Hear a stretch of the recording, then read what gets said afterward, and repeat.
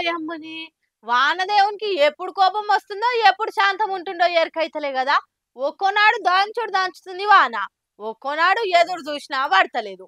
కొన్ని జాగలల్లో అయితే ఇతిమారు లేకుండా పడుతున్న వానలకు ఆడ దగ్గర పడుతున్న కాలువలు ప్రాజెక్టులు వరదలు వారి ఊరంతా చెరువు చేస్తుంది. ఏం తెలవనికి కూలీలు పని కోసం అటు పోయి అటేజిక్కిపోయిరు. కొందరు చూడురి అలా పానాలు కాపాడుకోనికే ఎంత సాహసం చేసిర్రో. ఆగో ఈళ్ళేంది కోతులు లెక్క చెట్లెక్కిర్రు అని చూస్తుర్రా?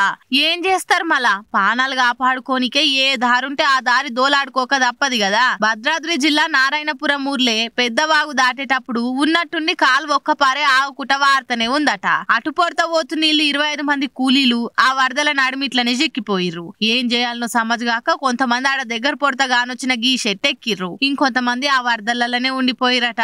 పాపం పానాలు అరిచేట్ల పెట్టుకొని సాయం కోసం ఎదురు చూస్తుర్రు. మీదికెళ్ళి వాన కిందికెళ్ళి వరద, ఏం గోసపాడైంది ఇది.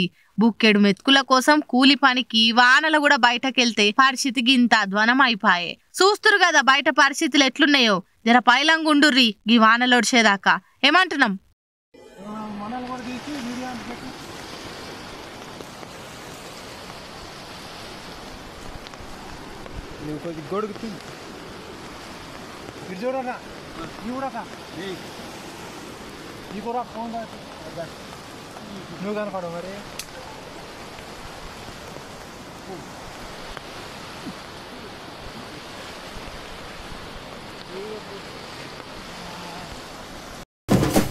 ప్రణీత్ హనుమంత్ అనేటోడు యూట్యూబ్ లా మందిని ఎక్కిరించుకుంటా పైసాచిక ట్రోలింగ్ వీడియోలు చేస్తుంటాడు.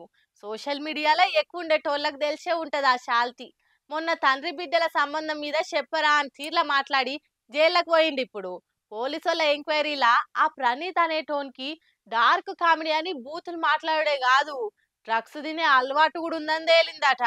పండితపుత్ర పరమసుంట అన్నట్టే ఉన్నాడు ప్రణీత్ హనుమంత్ అనేటోడు. తండ్రేమో ఐఏఎస్ ఆఫీసరు, అన్నేమో సోషల్ మీడియాలో పెద్ద ఇన్ఫ్లుయెన్సరు. మరి మసిబట్టం ఒక పైనకి ఏమైందో ఏందో గానీ సోషల్ మీడియా ఇన్ఫ్లుయెన్సర్ గా ఎంతో మంచి కంటెంట్ చేయొచ్చు. అవన్నీ ఇడిచిపెట్టి నలుగురు చీకిపోయిన పానీ పాటాలని చిల్లరగాలని ఆన్లైన్ లో జమ చేసుకొని సినిమాల సీన్లకు సోషల్ మీడియాలో రీళ్లకు రియాక్షన్ వీడియోలు డార్క్ కామెడీ కామెంట్లు అనుకుంటా ట్రోలింగ్ చేసి అదే పెద్ద అచీవ్మెంట్ లెక్క ఫీల్ అయ్యిండు. ప్రతి సీన్ లో భూతార్థాలు తీసి ఆళ్ళు వాళ్ళ సుపనాతి గ్యాంగ్ అంత పెద్ద మేధావు లెక్క ఫీల్ అయ్యారు. గట్లే మన తండ్రి బిడ్డల వీడియో మీద నీచమైన కామెంట్ చేసి ఇప్పుడు జైల్లో పడ్డాడు. అదే కేసులో ఎంక్వైరీ చేస్తుంటే ఈ సిపాయి శీత్వ మాటలు మాట్లాడే కాదు గంజాయి కూడా కొడుతున్నట్టు కూడా తేలిందట. అగో మత్తు పదార్థాల చట్టం కింద కూడా ఈ ఫాల్త్ గారి మీద కేసు రాసిరట. ఇది ఇంకా సోషల్ మీడియాలోకి వచ్చి మందికి నీతులు చెప్పుకుంటూ వీడియోలు తీస్తాడు. నేను మంచిగానే అన్నా కానీ చూసేటోళ్ళే బిత్తిరోళ్ళు, వాళ్ళకే ఏం అర్థం కాలే అన్నట్టు మేధావి పోజులు కొట్టిండు. ముఖ్యంగా ఈ సొంటోళ్ళు అట్లా వీడియోలు చేసిరంటే తప్పు వాళ్ళదే కాదు, అవి చూసి ఎంకరేజ్ చేసిన వాళ్ళది కూడా. సోషల్ మీడియాని జాగ్రత్త వాడితేనే అందరికి మంచిగా అవుతుంది, లేదంటే ఇగో ఇట్లా కాటేస్తుంది. జాగ్రత్త.